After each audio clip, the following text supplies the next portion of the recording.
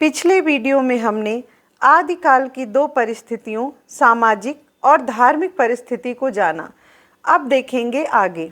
तीसरा, राजनीतिक परिस्थिति। आदिकाल राजनैतिक अस्थिरता का काल है। हर्षवर्धन की मृत्यु के बाद अखिल भारतीयता की चेतना का विलुप्तीकरण शुरू हो गया था। राष्ट्र की अवधारणा उस समय नहीं थी, लेकिन इसके बावजूद हर्षवर्धन की मृत्यु के पहले तक एक समग्रता का बोध बना हुआ था। हर्षवर्धन की मृत्यु के पश्चात केंद्र के कमजोर हो जाने की वजह से भीतरी विघटन की प्रक्रिया शुरू होती है और साथ साथ सीमांतों पर आक्रमण की प्रक्रिया भी। इसलिए बाहरी आक्रमणों एवं आंतरिक महत्वाकांक्षाओं के द्वंद्व के कारण देश की राजनीतिक संरचना चरमराती है। एक व्यापक और समग्र राजनीतिक चेतना का अभाव इस कालखंड में स्पष्टतः दिखाई देता है। देश की आंतरिकता के स्तर पर पूरा देश छोटे छोटे युद्धों से ग्रस्त दिखाई देता है। इसलिए हम कह सकते हैं कि एक समग्र राजनीतिक दृष्टि से आदिकाल घोर विपन्नता का काल है। इसी कालखंड में इस्लाम आता है और स्थापित होता है।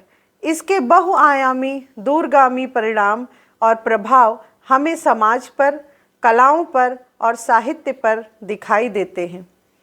चौथा है साहित्यिक परिस्थिति। आदिकाल में साहित्य रचना की तीन धाराएं बह रही थीं।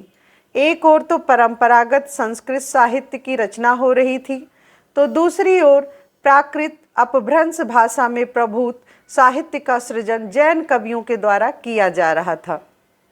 तीसरी धारा हिंदी में लिखे जाने वाले साहित्य की थी।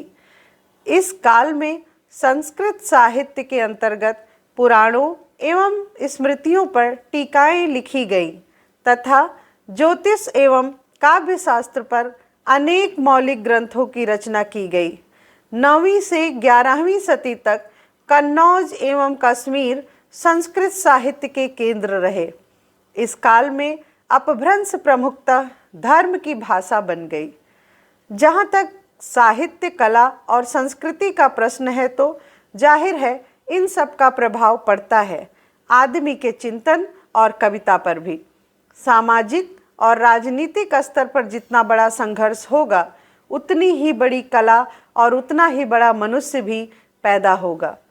आदिकाल की जो रचना सामग्री है, उसे मोटे तौर पर 3 क्षेत्रों में बांटा जा सकता है। पहला, धार्मिक साहित्य, जिसके अंतर्गत सिद्ध, नाथ और जैन का साहित्य आता है। दूसरा, राज्याश्रित साहित्य, जिसके अंतर्गत रासो काव्य आता है। तीसरा, लोक काव्य, इसे लोकाश्रित काव्य भी कह सकते हैं, जिसका धर्म और राज दरबार से कुछ लेना देना नहीं है, जो जनता के बीच और जनता की वानियों और नई परिस्थितियों के संदर्भ में लिखा गया था, जैसे संदेश रासक, ढोला मारूरा दुहा, विद्यापति की पदावली और अमीर खुसरो की पहेलियां मुकरियां आदि। इन सभी को आदिकाल के अंदर ले लिया जाता है। ये 3 प्रकार ही सामग्री इस युग में, इस युग के परिवेश के भीतर निर्मित हुई हैं। अब देखेंगे विभिन्न विद्वानों द्वारा किया गया आदिकाल का नामकरण एवं समय सीमा। पहला, जॉर्ज ग्रियर्सन। इन्होंने चारण काल कहा और समय माना 643 से 1400 ईस्वी। दूसरा, मिस्र बंधुओं ने आदिकाल को आरंभिक काल कहा और समय माना 643 से 1387 ईस्वी। तीसरा, गणपति चंद्रगुप्त।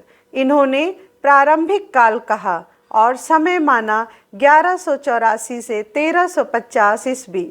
पांचवा, रामचंद्र शुक्ल।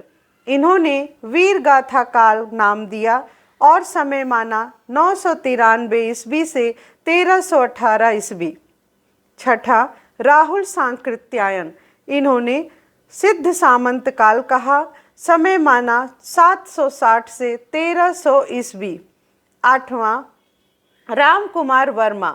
इन्होंने संधि काल एवं चारण काल कहा और समय सीमा मानी 750 से 1000 ईस्वी। 8वां हजारी प्रसाद द्विवेदी, इन्होंने आदिकाल कहा और समय मानते हैं 1000 से 1400 ईस्वी। 9वां महावीर प्रसाद द्विवेदी, इन्होंने आदिकाल को बीज वपन काल कहा। 10वां विश्वनाथ प्रसाद मिश्र, इन्होंने आदिकाल को वीर काल कहा। 11वें हैं सुमन राजे, इन्होंने आधार काल नाम दिया तथा धीरेन्द्र वर्मा ने अपभ्रंश काल कहा।